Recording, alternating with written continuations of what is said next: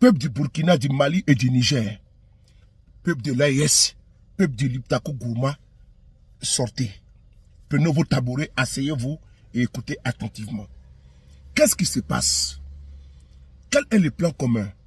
Pourquoi la CEDEAO négocie tel pour que l'AES puisse revenir en son sein? Quels étaient les plans communs de déstabilisation du Mali, du Burkina et du Niger?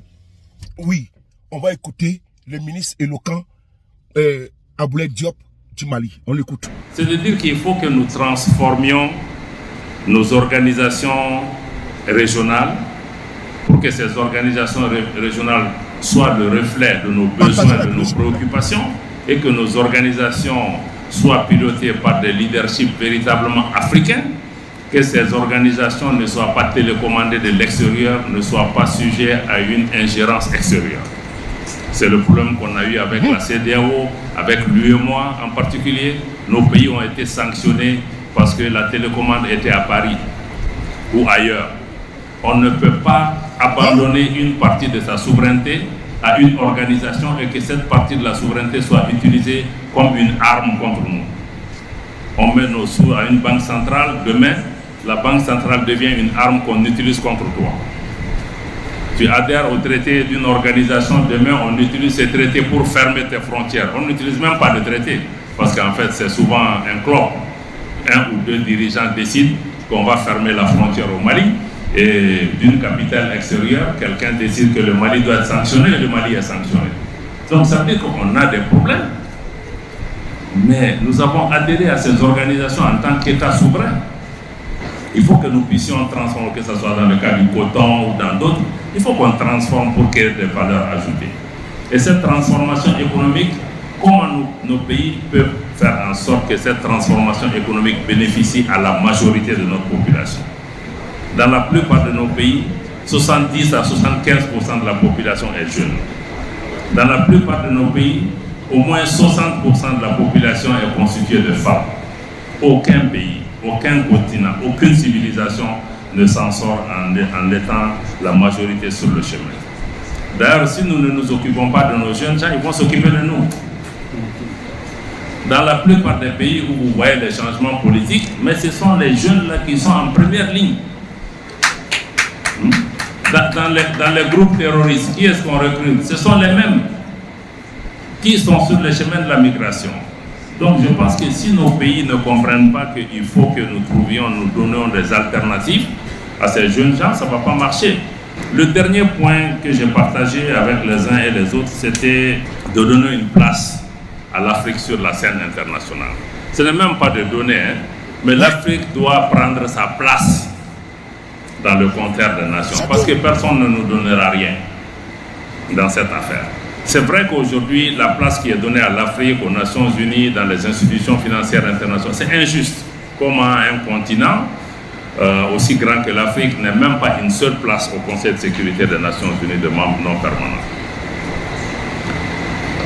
Mais en même temps, il faut qu'on se pose aussi la question.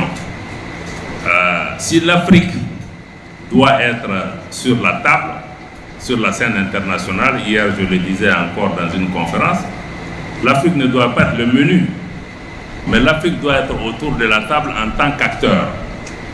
Si l'Afrique est autour de la table en tant qu'acteur, il faut que cet acteur-là vienne en substance, en qualité et en différence. Parce que si l'Afrique est un supplétif de certaines puissances au Conseil de sécurité ou à la Banque africaine de développement ou à la Banque mondiale, un coup on vote avec les Occidentaux, un coup on vote avec les autres, ça ne sert à rien même d'être là-bas, on aurait dû même les laisser diriger. Mais si l'Afrique vient, elle doit porter la voix et la préoccupation des Africains. Elle doit apporter une perspective différente de l'Afrique, un poids différent, une approche différente. Si on n'amène pas ça, je crois que ça ne sert à rien d'être là pour être là, parce que l'Afrique est là. Donc l'Afrique ne doit pas être le menu, l'Afrique doit être un acteur, mais un acteur qui apporte aussi cette substance différente. Ce sont vraiment les 10 leçons que j'ai partagées lors de la rencontre de Kigali, en indiquant qu'il s'agit de repères fondés sur l'expérience propre de notre pays, qui était fondée sur les 3 principes que nous connaissons tous, qui doivent nous aider aussi à définir chacune de ces leçons. C'est un peu les messages que j'ai portés à ce niveau. qui, je pense, reflète le vécu et les préoccupations des Maliennes et des Maliens. Merci bien, Monsieur le ministre, pour ces 10 points d'éclaircissement. On en vient à l'AES, Alliance des États du Sahel. Quel rôle cette alliance doit jouer pour nous, pour l'Afrique de l'Ouest, pour les États membres, pour l'Afrique en général? Mais d'aucuns pensent que c'est un concours de circonstances, la création de l'AES. Pour d'autres, c'est une opportunité de repartir sur de nouvelles bases. Entre les deux, d'entrée de jeu, qu'est-ce qu'on peut retenir?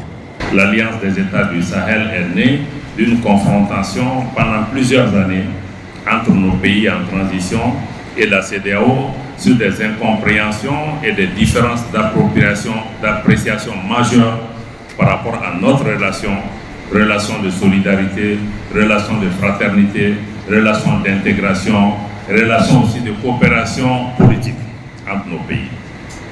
Et je crois qu'à l'issue de cet affrontement entre ces pays et le reste des pays de la CEDEAO, surtout piloté par l'extérieur, je dois le dire.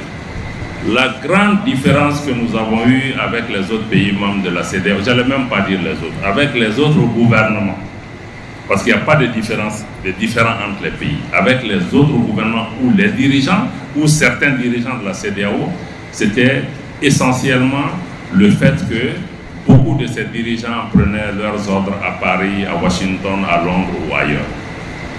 Et que ces pays ne décidaient pas sur le Mali, le Burkina, le Niger et la Guinée en fonction de leurs préoccupations propres, mais ils décident parce que le maître, entre guillemets, veut punir X, Y, et on le suit pour lui faire plaisir.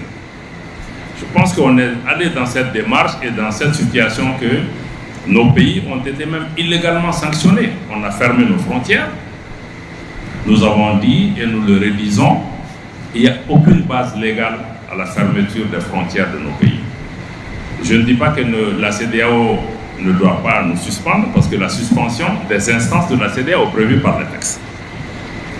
Mais la fermeture des frontières, pour ne prendre que cet exemple, ça n'existe dans aucun texte. Et je continue à le dire, personne jusqu'à ce jour n'a pu m'amener un article du traité de la CEDEAO qui dit qu'on peut fermer la frontière d'un pays. Et je pense que le président Bazoum lui-même, quand il était chef d'État, l'a indiqué sur le perron de l'Élysée dans une conférence de presse avec le président Macron. Il a dit que le Niger ne s'était pas associé aux premières sanctions contre le Mali parce que le Niger sait que la fermeture des frontières n'existe pas dans les textes. Plus tard, ce qui s'est passé, nous le savons. Il a changé d'avis, mais il a dit ça et c'était très clair. Même s'il ne l'a pas dit, nous sommes convaincus. Et parce que nous connaissons ces textes, ce n'est pas dedans. La deuxième chose, grande différence que nous avons eue avec eux, lui et moi, les sanctions économiques, la fermeture de nos banques, la fermeture de nos comptes. Mais ça n'existe nulle part. D'abord, l'UEMOA et la CEDEAO sont deux organisations distinctes. Aucun lien entre les deux traités, du point de vue organique et fonctionnel. Pourtant, vous avez vu que les sommets de l'UEMOA qui endossent les sanctions de la CEDEAO se tiennent même avant les sommets de la CEDEAO. Comment tu peux endosser des décisions d'un sommet qui ne s'est pas tenu? Quel est le texte de l'UEMOA qui prévoit que nos sommets se tiennent dans un pays tiers, qui n'est pas un pays membre de l'UEMOA? Troisième élément. L'article 4 des statuts de la BCEAO indique que la Banque centrale des États de l'Afrique de l'Ouest ne peut recevoir d'instructions de directives d'aucun autre organe, y compris la conférence des chefs d'État. Pourtant, c'est sur ces bases qu'on a fermé nos comptes bancaires. Je pense que nous avons eu ces différends, nous sommes venus à la conclusion qu'on ne peut pas donner notre souveraineté à des organisations qui nous les renvoient sous forme d'armes pour punir nos populations, parce que les problèmes politiques, on doit les régler à notre niveau. Ça, c'était vraiment la première grande différence qui a fait que ces organisations ont commencé à apparaître plus comme des menaces, des instruments, pas seulement contre les dirigeants, mais contre les populations de ces pays. Et parce que quand il y a un problème politique, mais pourquoi on veut punir la population? Parce qu'on est convaincu qu'en fermant les frontières hermétiquement, en fermant les banques, les populations vont se soulever pour renverser les dirigeants. C'est l'objectif recherché, rien d'autre. Mais c'est méconnaître aussi l'histoire, la culture et la dignité de chaque peuple. Je pense qu'ils auraient dû réfléchir à ça. À quel peuple avons-nous à faire face? Est-ce que les Maliens, les Burkinabés, les Niger, il suffit de faire ça pour qu'ils se laissent marcher dessus? Ça aussi, quand on traite avec les gens, il faut apprendre sa leçon à la maison, savoir qui est mon interlocuteur, qu'est-ce qu'il peut accepter, jusqu'où il est prêt à aller. Ça, c'est la première différence. Je pense que la plus grosse erreur, en tout cas de notre côté, a été la décision de faire une intervention militaire au Niger. Et sur quelle base? De dire que bon, on va installer un chef d'État qui a été renversé. Et ça encore, c'est quelque chose qui est décidé de l'extérieur. La CEDEAO, nous connaissons, depuis 30 ans, la CEDEAO est une force en attente, qui est d'ailleurs toujours en attente. Elle n'a jamais mené aucune opération nulle part. Et subitement, cette force-là s'est réveillée et elle dit qu'elle va aller attaquer le Niger. À partir de cet instant, nous nous disons que bon, ce ne sont plus que des menaces, il faut qu'on se réveille. Parce que nous étions convaincus que si on attaquait le Niger, on allait arriver au Burkina et au Mali. C'est pourquoi nous, on n'a pas hésité. On avait deux options. Soit on s'assoit, on s'est dit que bon, peut-être que c'est pas vrai, on les attend. Le jour où ils sont à la porte de Bamako, on va y croire. Ou bien, on se lève maintenant, mais on meurt quand même les armes à la main. On a décidé de cette deuxième option. Avec le Burkina, on a signé immédiatement un communiqué pour dire que si le Niger est attaqué, considérez que nous sommes en guerre contre vous. Sur la base de ça, nous avons pensé que il ne s'agit pas pour nous seulement de faire un communiqué, mais qu'il fallait avoir un dispositif militaire capable de répondre à une menace quelconque d'intervention militaire. C'est ce qui nous a amené le 16 juin 2023 à établir l'Alliance des États du Sahel établissant la charte du Liptako-Gourma, qui est une charte militaire, un mécanisme de défense collective, mais aussi qui nous aide à travailler contre toutes sortes de menaces, y compris les rébellions, les terrorismes, etc. Mais en ayant établi ça aussi, on s'est dit, bon, la dimension militaire elle-même n'est pas suffisante, parce que vous voyez que les pays du Liptako-Gourma, comme vous le dites, ce n'est pas seulement un accident. Le Liptako-Gourma était depuis longtemps une entité politique, géographique, culturelle, depuis longtemps. D'ailleurs, il y a une organisation qui existe qui porte ce nom. Donc on s'est dit qu'il faut qu'on travaille ensemble au-delà de la dimension militaire pour renforcer l'intégration entre nos pays, parce que ce sont des pays qui ont quand même des similitudes culturelles, géographiques, des proximités, et qu'on pouvait promouvoir une intégration économique régionale qui soit une alternative à ce que nous voyons dans les autres organisations. Est-ce que nous pouvons aller plus loin? Parce qu'on dit par exemple que la CEDEAO, c'est le modèle d'intégration le plus achevé en Afrique.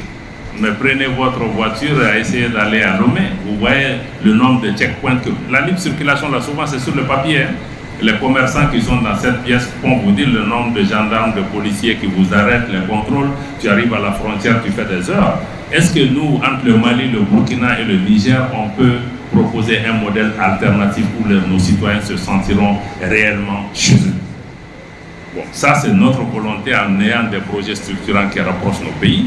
On s'est dit, est-ce qu'on peut aller encore plus loin pour que sur le plan de notre action diplomatique, nous puissions mener des choses ensemble? On l'a fait dans le cadre de ce communiqué, mais aujourd'hui, nous essayons, c'est des États souverains, je dois les rappeler, mais nous travaillons à pouvoir harmoniser ou coordonner notre action vis-à-vis de l'extérieur. Donc c'est les trois piliers de l'AES. La dimension défense et sécurité, la dimension intégration économique et la dimension coordination de l'action diplomatique. Et aujourd'hui, nous avons pris l'option d'aller vers une confédération. Si on prend que sur le plan militaire, je ne peux pas dévoiler des secrets, mais les niveaux de collaboration entre nos armées à un tel niveau que c'est inimaginable, vous ne pouvez même pas imaginer. Mais vous voyez les résultats sur le terrain. Ça, c'est juste si je vous donne un exemple. On n'a pas besoin de proclamer pour faire plaisir à X ou Y. Je crois que si nos populations voient ce qui se fait, c'est le plus important. Mais tirant les leçons de ce qu'on a vu au niveau de la CEDEAO, nous pensons aussi que l'AES doit être une organisation des peuples véritablement. Parce que jusqu'à présent, les organisations que nous avons sont devenues souvent des clubs de chefs d'État. Comment on peut donner aussi la voix à nos populations pour qu'elles soient partie prenante? Comment on peut faire en sorte que, parce que pour moi, le succès de l'AES sera le succès du Malien, du Burkinabé, du Nigérien, dans son champ ou dans son commerce, qui se dit que, ah, aujourd'hui, je me suis déplacé entre Ouaga et Bamako, je vois la différence. S'il ne voit pas cette différence, c'est qu'on n'a rien fait, à mon avis. Je pense que c'est là où nous devons mesurer, et non en termes de nombre de sommets ou en termes de nombre de partenaires chefs d'État étrangers que nous avons reçus. Donc pour moi, ça va être évident. Il faut que, d'ailleurs, je vois qu'avant même que l'AES ne soit structurée, les populations s'en sont saisies dans tous les pays, les jeunes, les femmes. C'est un débat, tout le monde veut comprendre, tout le monde veut être partie prenante. Je pense que ça, c'est un débat sain. Et nous voulons aussi écouter nos femmes, nos jeunes, nos frères et sœurs nous dire quelles sont leurs attentes par rapport à l'AES pour qu'elles soient différentes, pour qu'on ne commette pas encore les mêmes erreurs qu'on a faites de l'autre côté. Et dans ce schéma de l'AES des peuples, je pense que vous, les médias, vous avez un rôle crucial. Parce qu'on ne pourra pas communiquer efficacement avec nos populations si, les médias ne comprennent pas le changement de narratif qu'on veut. 2, si nos médias même n'arrivent pas à avoir cette autonomie. 3, si nos médias n'arrivent pas eux-mêmes à faire leur propre lecture de cette dynamique et faire en sorte que nos populations puissent comprendre. Parce que si Mali Online ne fait que répéter les lignes éditoriales d'RFI, France 24 ou BBC, on a échoué. Il faut que BBC, France 24 lisent Mali Online, par exemple, pour comprendre qu'est-ce qui est en train de se passer dans l'espace AES. Je pense que c'est là que nous aurions commencé à changer des choses. Et je pense que ce qui est important aussi pour nous, c'est que nous, dirigeants, devons donner la primeur à nos propres médias. La primeur ne veut pas dire toujours qu'il faut juste qu'on les soutienne, qu'on leur donne de l'argent. Je pense que ce n'est pas ça. C'est vraiment, aujourd'hui je suis là, je pense que c'est important que je te parle, c'est important que je parle aux médias maliens, aux médias de l'AES. Chaque fois que je suis sollicité, j'essaie de faire l'effort de leur ouvrir ma porte. Pourtant, Al Jazeera et d'autres aussi nous courent derrière tout le temps. Mais de plus en plus, je pense qu'il faut que nous nous donnons l'espace à nos médias en leur ouvrant nos portes. Et je pense que tous les autres ministres du gouvernement sont dans la même dynamique de faire en sorte que nous parlions à nos médias, que nous vous considérions, que nous vous donnions de la valeur. Et puis, il y a d'autres types d'appuis qui viendront. Donc pour moi, les médias sont essentiels, bon, non seulement pour nous dire ce que nous voulons entendre, mais vous pouvez aussi donner votre propre perspective, vous pouvez critiquer ce qui est en train de se faire. Si nous faisons des erreurs, vous pouvez le faire. J'accepte d'autant plus une critique que ça vient de quelqu'un de notre espace, parce que c'est votre espace. Mais je crois que quelqu'un d'autre, je ne vois pas quelle est ma responsabilité particulière, mais si un Malien parle, je pense que j'ai l'obligation de l'écouter. Il y a un couple que j'aimerais bien évoquer parce que beaucoup de gens pensent que c'est le goulot d'étranglement de l'AES. Le couple économie-sécurité. Vous êtes créé sur un fonds de défense de vos pays, ou de nos pays, pour l'instauration de la sécurité. Mais une sécurité sans pays économiquement fort a-t-il un avenir? Premier point. Deuxième point, vous allez certainement me dire, il n'y a pas d'économie sans sécurité. Donc le couple allant dans l'aller-retour nous met dans un dilemme. Est-ce que honnêtement vous avez les moyens de l'ambition que vous donnez du point de vue économique en intégrant que vous êtes parti de la sécurité? Ce que j'ai indiqué tout à l'heure par rapport à la sécurité, mais j'ai indiqué, si nous voulons nous-mêmes être responsables de notre sécurité, si nous voulons ou nous devons nous-mêmes financer notre sécurité, mais ça veut dire qu'il faut une économie pour financer ça. Et l'économie actuelle sur laquelle nous sommes assis ne répond pas à ces préoccupations parce que nos économies au Mali, au Burkina, au Sénégal, en Côte d'Ivoire sont contrôlées par d'autres. Il faut d'abord rabattre les cartes et toucher au statu quo. Par exemple, dans le domaine des mines, il y a eu des pas pour remettre en cause des droits acquis et des contrôles étrangers de ce secteur. Moi, je pense que le développement, il est possible dans nos pays. Je pense que nous avons peut-être commis des erreurs. nous avons rarement regardé, nous nous sommes rarement regardés un pays ayant des possibilités, un pays ayant des capacités, mais c'est pourquoi le changement de narratif nous impose aussi à changer notre regard sur nous-mêmes. Parce que si je me dis que des puissances étrangères qui viennent s'installer dans nos pays, même si on les chasse, ils ne veulent pas partir. Mais ça veut dire qu'il y a un problème quelque part. Et eux, ils disent que nous sommes pauvres. Donc nous sommes dans un problème. Donc ça veut dire que peut-être que nous-mêmes, soit on a été appauvris, y compris mentalement, pour pouvoir prendre possession de ce qui est à notre pied, que nous on ne voit pas, mais que nous on voit ce qui est au-delà des mers. Donc je pense que c'est indispensable pour nous à la fois de bâtir notre sécurité, qui ne sera viable que si nous répondons à la dimension économique. Et la dimension économique a peut-être deux ou trois. Une, c'est d'abord comment financer notre propre sécurité en générant des ressources. Et il y a beaucoup de ressources internes dans nos pays qu'on peut mobiliser.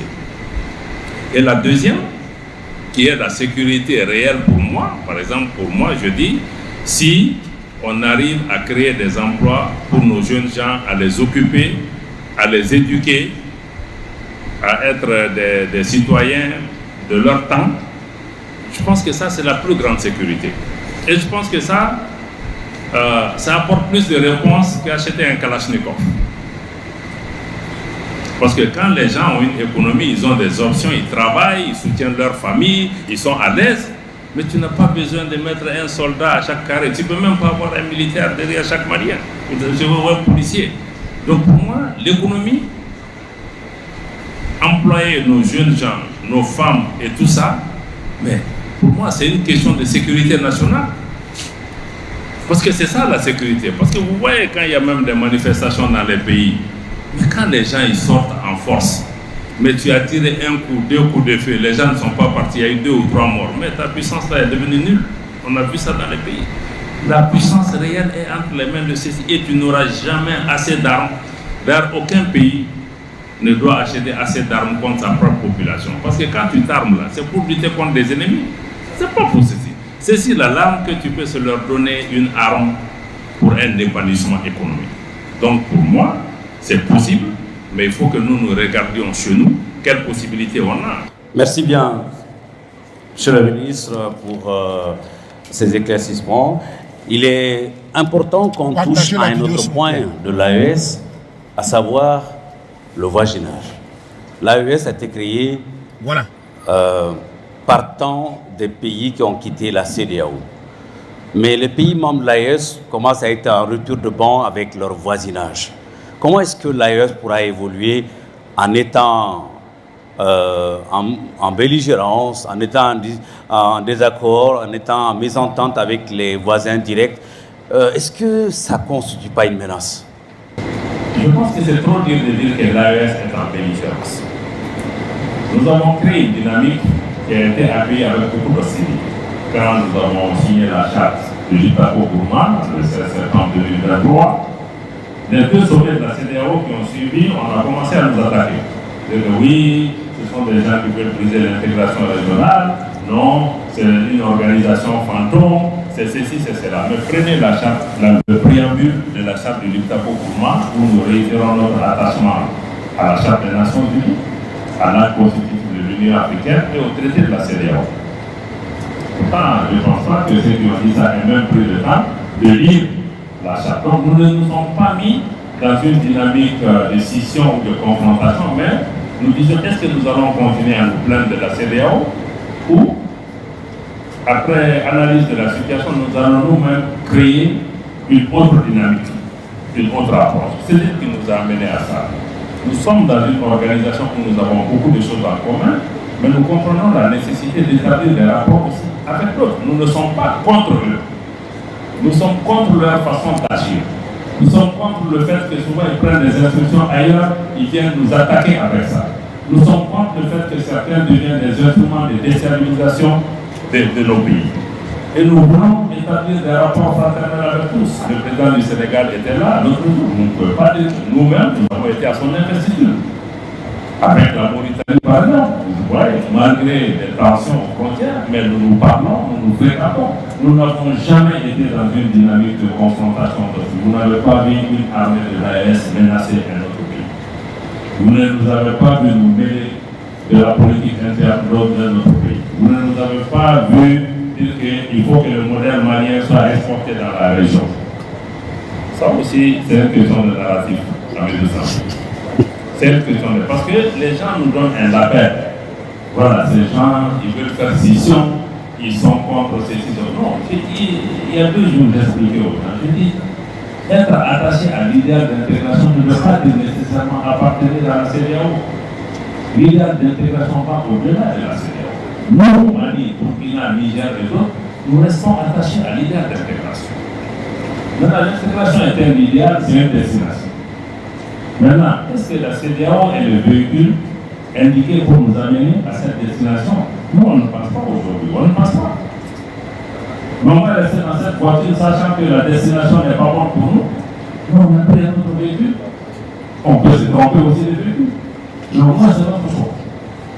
Et nous pensons que c'est ça. Donc, c'est de dire encore une fois que l'AES n'est pas dans une dynamique de confrontation, mais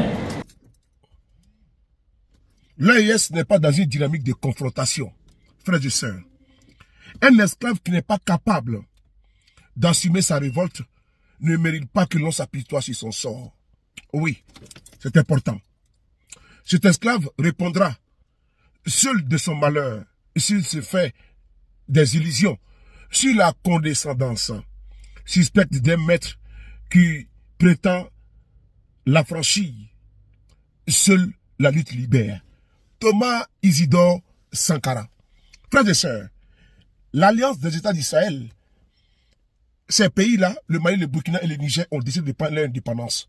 Oui, les autres qui sont dans une vassalisation peuvent continuer. Et le ministre des Affaires étrangères du Mali a été très clair. Ils ont décidé de ne pas être des nègres de maison, de ne pas être des esclaves. Partagez la vidéo, je vous remercie.